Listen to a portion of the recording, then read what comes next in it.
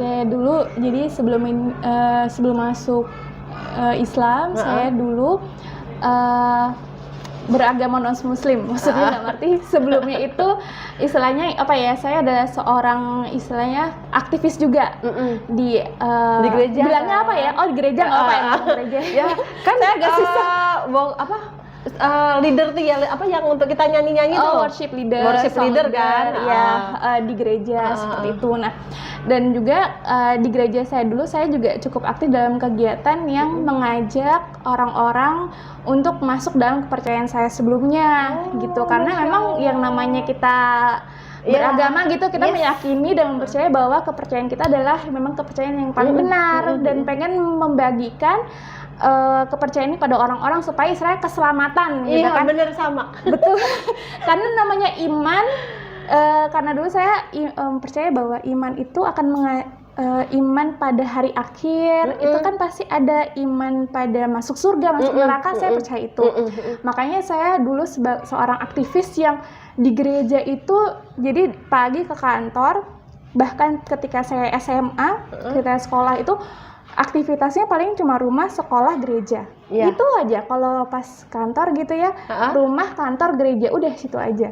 Jadi misalnya dari pagi ke kantor, ke gereja, sampai jam 11 malam, jam 1 malam, itu mempersiapkan acara-acara yang memang dikhususkan untuk menarik orang-orang untuk memeluk kepercayaan saya yang lama.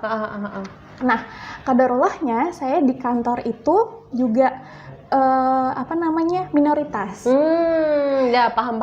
Minoritas. Jadi ada beberapa teman yang memang diskusi kami kan, ada yang mengatakan, kok kamu kepercayaanmu kepada Tuhan seperti itu, kenapa? Gitu. Terus saya jelaskan. Terus saya juga bertanya pada mereka, kok Muhammad itu sebagai nabi kenapa? Emang dia kenapa sih? Padahal kan dia nggak bisa baca tulis, maksudnya kok bisa ya orang yang nggak bisa baca tulis tuh bisa jadi bisa melafalkan Al-Quran yang bagus begitu kan ya, sama seperti orang-orang Quraisy yang tidak percaya kepada kerasulannya Muhammad. Seperti jadi itulah yang kami diskusikan sampai satu saat ketika kami berdiskusi, teman saya itu mengatakan seperti ini, lah kamu kenapa menganggap Yesus sebagai Tuhan gitu. Terus saya katakan, ya iyalah, Yesus itu menyembuhkan orang sakit, mengubah air menjadi anggur. Terus habis itu membangkitkan Yohanes, ya kan? Membangkitkan orang mati, Lazarus. Padahal udah 3 hari udah dikuburkan, terus dibangkitkan. Bangkit lagi. Orang buta, orang kusta, banyak kan mengusir roh jahat yang ada di babi-babi, gitu kan? Banyak sekali yang Yesus lakukan saat itu. Bahkan PSK pun juga dimaafkan, diampuni, betul, kan? Gitu ya. Nah, jadi banyak lalu melipat gandakan yang 5 roti dan 2 ikan. Ya itu kan berada skala minggu ya, Mbak ya. Itu masa lalu. 5 roti dan 2 ikan menjadi beribu-ribu, bahkan sisa 12 bakul. Masya Allah. Itu jadinya itu yang Yesus lakukan dan dia itu adalah anak Allah, gitu kan, anak Allah yang sudah dikatakan dalam Alkitab seperti itu. Apa sih maksudnya? Itulah yang menjadi bukti kalau Yesus adalah Tuhan. Terus temanku bilang gini, karena beliau juga menonton video Zakir Naik gitu kan, dia juga bertanya pada saya seperti ini, emang Yesus pernah mengatakan kalau dia itu sebagai Tuhan, gitu kan? Saya langsung, oh iya, nggak pernah. Itu saya ngomong dalam hati, bentar ya, saya harus baca Alkitab saya dulu, gitu. Karena everything yang saya lakukan, segala sesuatu harus berdasarkan dengan Alkitab. Karena menurut saya bahwa kalau kita mau masuk surga, ada tuntunannya nih. Tuntunannya apa? Karena saya kepercayaan saya adalah Nasrani waktu itu, ya udah pendoman saya Alkitab. Saya bacalah Matius, pokoknya Matius, Markus, Lukas, Yohanes itu saya harus baca. Karena kan bisa perkataan-perkataan Yesus kan. Terus habis saya baca, dapat di Yohanes 13 ayat 13 dikatakan bahwa Yesus berkata, aku adalah guru dan Tuhan. Tuhan ya. Di Yohanes itu ya. Betul. Terus aku ngomong sama temanku, ini ada kok gitu kan. Di ini saya langsung bawa Alkitab saya ke kantor gitu. Ini kok ada kok, Yesus mengatakan Yesus adalah guru dan Tuhan.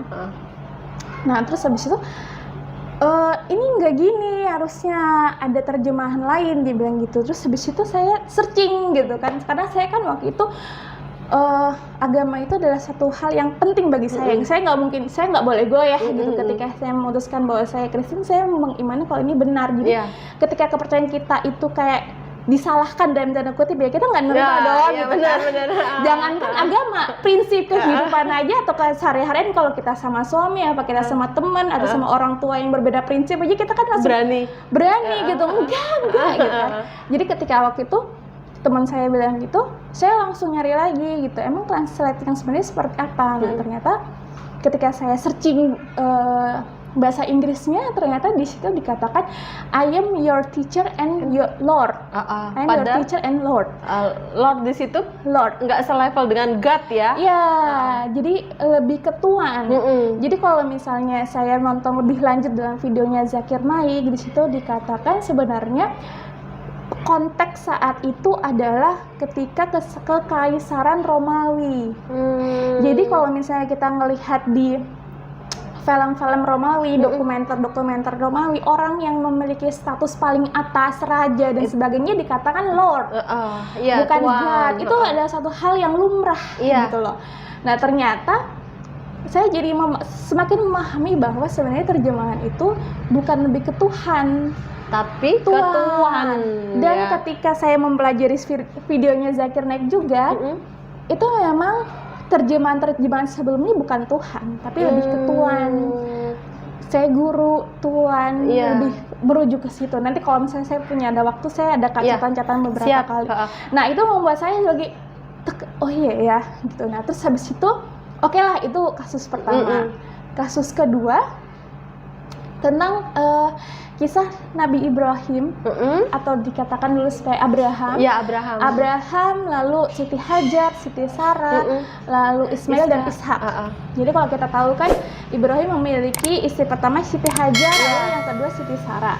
Siti Hajar mempunyai anak Ismail dan Sarah punya anak Ishak, benar ya?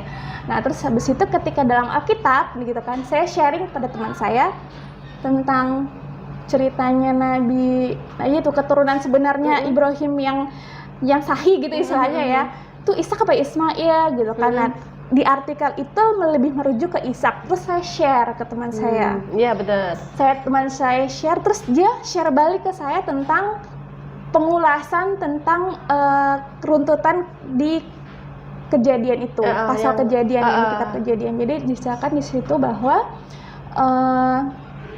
ini agak panjang, nggak apa-apa ya Mbak ya? Apa? Jadi saya pun juga akhirnya belajar karena pemahaman kita kan masing-masing. Jadi kalau dengan begini kan aku, oh ya benar juga ya, semakin yakin. Aku yang mu'alaf aja juga semakin yakin gitu loh. Bismillah. Jadi waktu itu yang saya lihat di kejadian 20 atau 21, nanti boleh dicek kalau misalnya saya salah dikoreksi. Jadi dikatakan waktu itu ada peristiwa tentang penyapihan Ishak. Jadi dulu ada, kalau kita kan sekarang 2 tahun, kalau dulu orang Yahudi mereka 5 tahun. Gitu. Jadi ketika Ishak usia 5 tahun, ada pesta. Pesta penyapihan. Penyapihan gitu kan. Nah, terus Siti Hajar ini, Ibu Hajar, Siti Sarah. Bu Sarah, ibunya Ishak Sarah ya. Sarah melihat Hagar yang dimana adalah dulu budaknya si Sarah kan.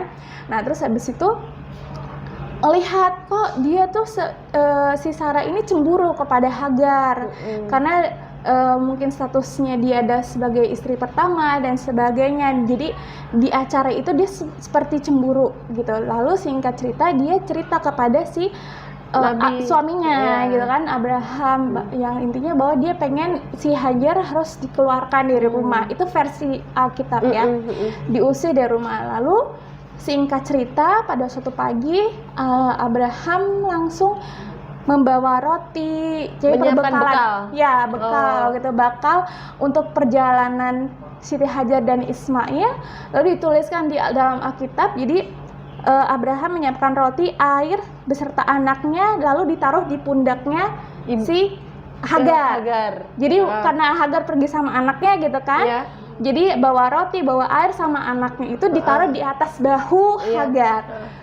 Nah ketika itu saya tuh belum ngeh pada ketika saya bertahun-tahun gitunya membacakan kisah itu adalah kisah yang sudah sering kita dengarkan ya. Saya belum ngeh sampai detik itu saya baru ngeh bahwa anak kecil itu, yaitu Ismail, sebenarnya sudah tidak kecil lagi. Karena dia saat peristiwa itu, dia sudah berusia sekitar 19 tahun. 19 tahun, iya, karena kan Abraham maunya anaknya sudah tua. Iya, sudah tua ya, karena si Ismail lahir ketika Abraham sekitar usia 82-83 tahun. Lalu si Ishak lahir sekitar 100 tahun. Ditambah 5 tahun yang penyalihan itu. Jadi dia itu kurang lebih sekitar 19 tahun gitu kan. Nanti bisa dicek lagi dalam Alkitab. Jadi itulah saya langsung kaget. Hah? Iya, maksudnya anak 19 tahun ditaruh di atas bahu ibunya, lalu berjalan di padang pasir. Rasanya kok apakah memang seperti itu gitu. Terus lalu dikatakan di ayat-ayat setelahnya dituliskan bahwa ketika Hagar merasa lelah, lalu dibuang anak itu ke semak-semak. Itu nggak masuk akal ya. Menurut saya waktu itu sangat di luar dugaan, dan kok seperti itu, karena memang sebelum saya menelaah, saya memikir memang Ismail itu masih kecil gitu ya, palingan 5 tahun ke bawah lah gitu ya, dalam pemikiran saya.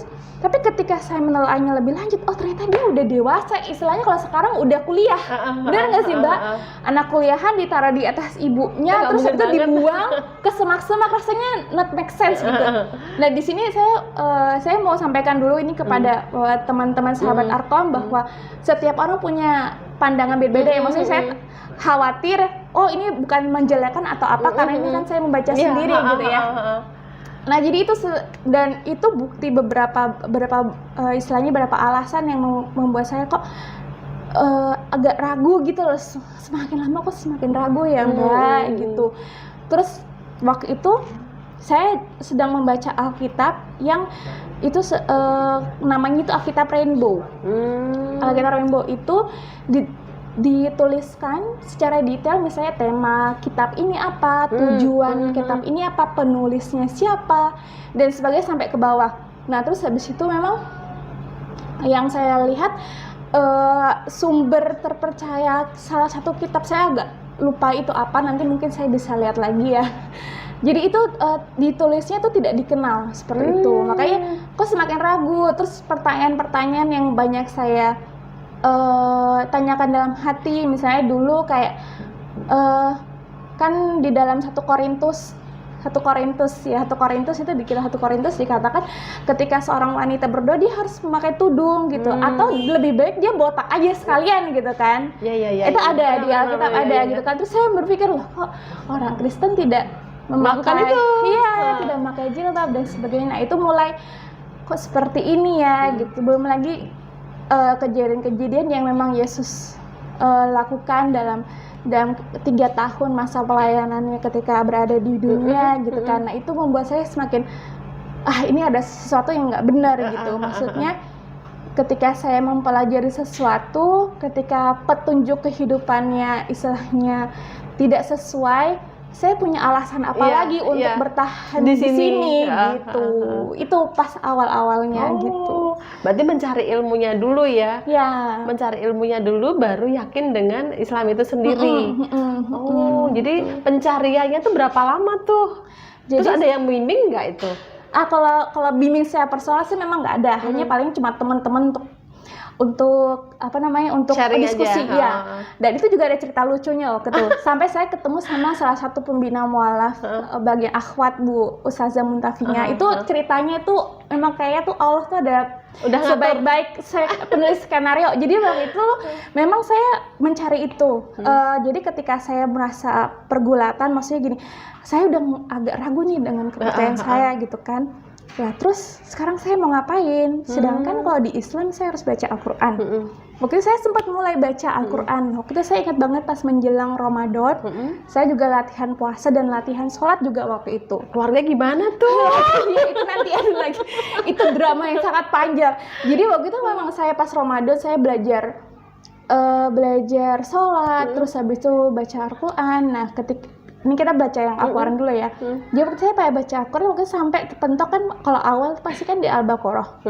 Al-Baqarah saya terhenti pada ketika Bani Israel itu dia mengeluh kepada Allah gitu kan, Allah dan Nabi Musa waktu itu. Terus mereka dikutuk menjadi kera.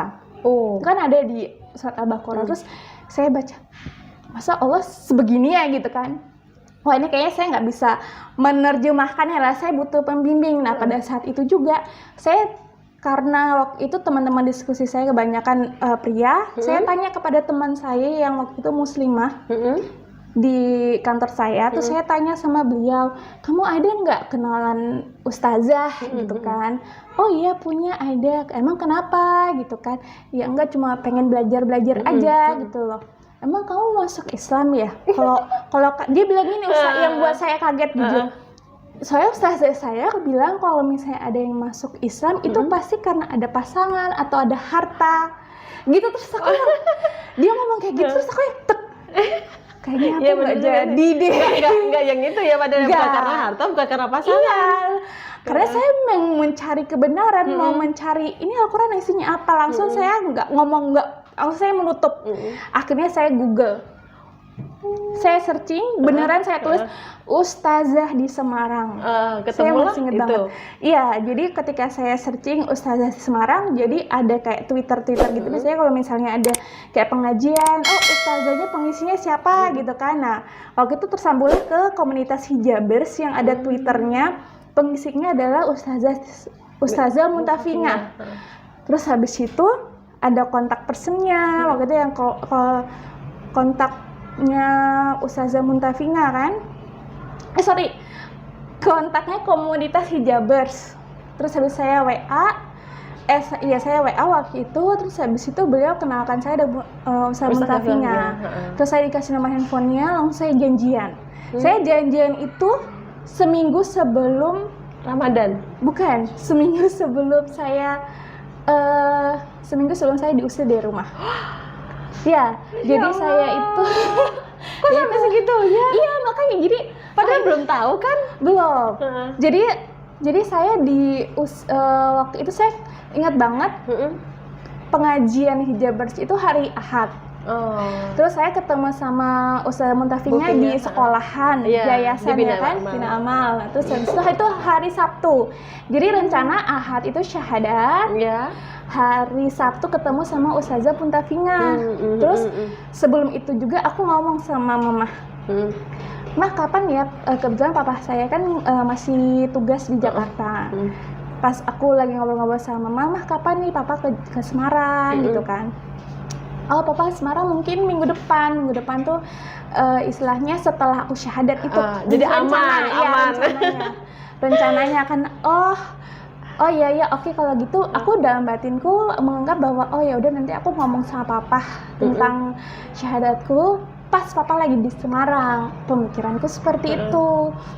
Nah, sudah mendekati hari aku bertemu dengan ustazah, pas hari Jumatnya, bukan sebelum hari Sabtu ya.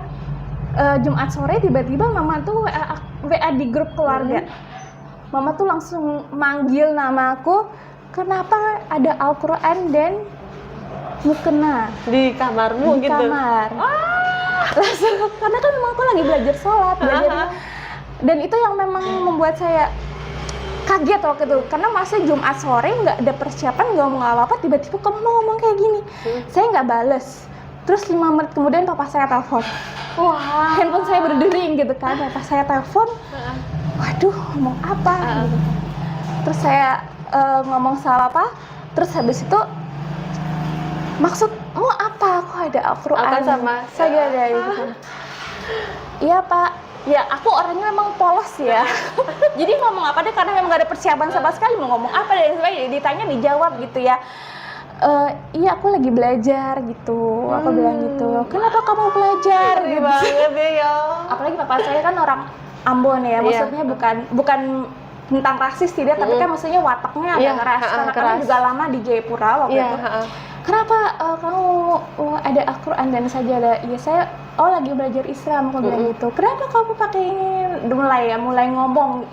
Yang pada intinya adalah tidak setuju karena papa mengira bahwa orang Islam itu ngapain nyembah berdoa di kuburan. Terus yang istilahnya yang sampai sekarang saya tahu itu adalah yang tidak sesuai syariat Islam, gitu kan, kayak menyembah di doa-doa di kuburan, terus ada minta-minta dan sebagainya istilahnya gitu kan, itu tidak sesuai gitu. Ngapain kamu belajar sama siapa? Oh itu waktu itu langsung saya tuh nangis karena nggak tahu mau ngapain lagi gitu kan. Dan kenapa kamu mau pindah ya gitu kan? Enggak, aku belum pindah, aku bilang gitu. Aku belum syahadat, aku belum ngapa-ngapain. Karena memang belum gitu kan. Memang belum gitu, memang belum ada ngapa-ngapain. Pokoknya kamu nanti akan membawa pengaruh buruk pada adik-adikmu. Malam ini juga kamu harus bawa baju-bajumu semuanya sampai mobil-mobilmu keluar dari rumah gitu. Dan itu alhamdulillahnya memang Allah tuh menjaga ya. Jadi kan mama yang tahu ada Al-Quran dan mukena itu sebelum mama pergi ke Jakarta. Oh, nyusul papa. Jadi ketika papa marah sama aku, itu posisinya papa lagi ditelepon di Jakarta dan aku di Semarang. Mama pergian ke Jakarta. Jadi waktu itu alhamdulillah, maksudnya ada alhamdulillahnya adalah aku tidak bertemu langsung dengan papa, sehingga Allah menjaga dari istilahnya kayak verbal langsung dan misalnya siapa tahu ada kekerasan fisik gitu kan, itu yang paham.